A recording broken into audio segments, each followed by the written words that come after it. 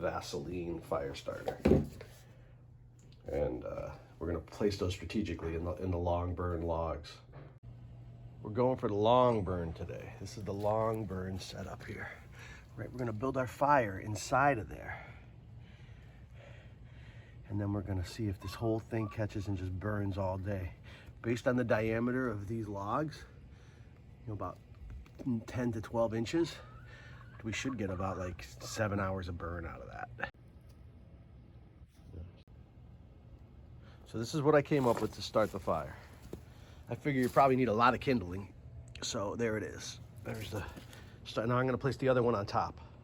So here's what it looks like before the burn. Now I got a lot of kindling there. You gotta figure it's gonna get a ton of air, and then as it burns down, that big log hopefully is just gonna settle in on those two end pieces.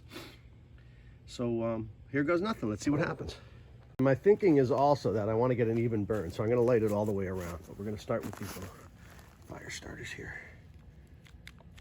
Come on now. Oh no, my lighter doesn't work. There we go. These fire starters are great. Look at that. Let's keep that going. Come on now. Don't let me down. Look at that.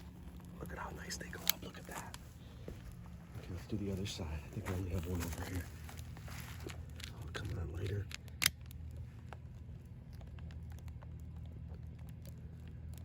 This one won't light.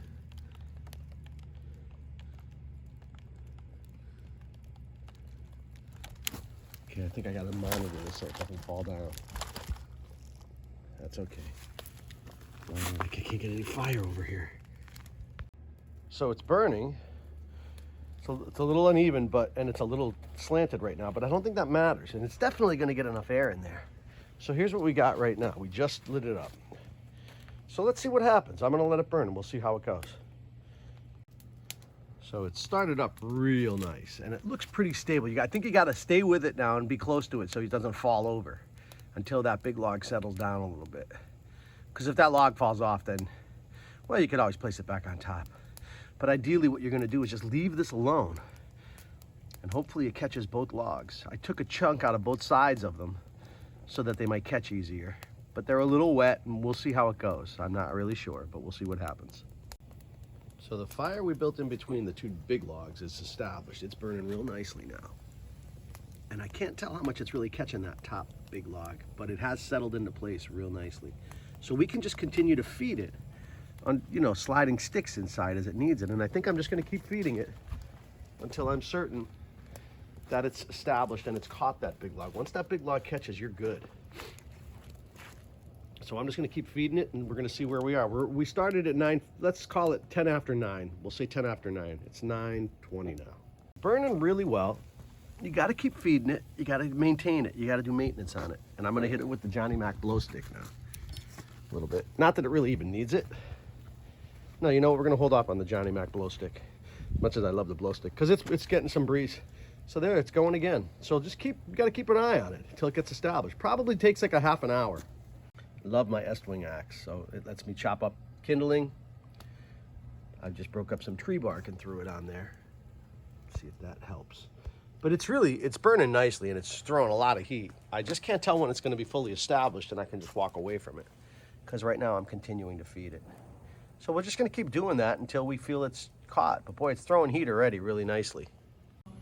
So we are now at 10:45. We started this about 9:15, so 10:15, 10:45. So this is an hour and a half later. I don't think I have to feed it anymore. I think I'm done feeding it. Let's go over on the other side here.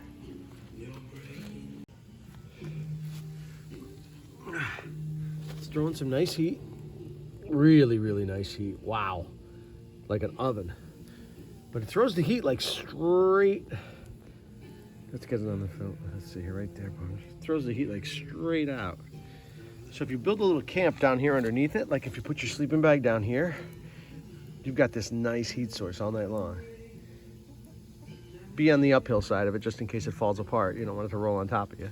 But that'll work. You can do longer logs. This was just an experiment, but it's working great.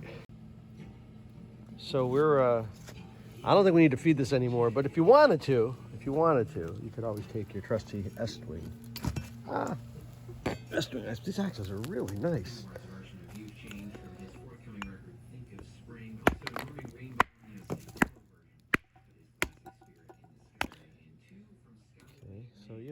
break this up.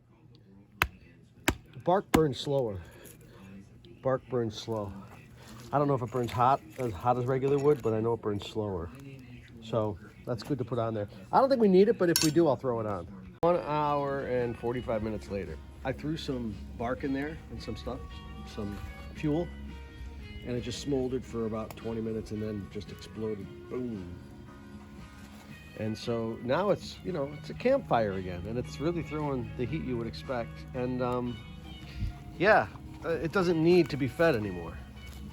You can leave it alone because both logs are glowing embers on the inside, so they're not going to go out anytime soon. And you could do this in the rain too, because your fire is basically protected from the rain with that top log. So almost 2 hours in. This is almost 2 hours later. Let's get a look at that. I have to tell you, clearly it's caught on both sides. The heat that it's throwing right there, look where my hand is. Yow, you can't stay there.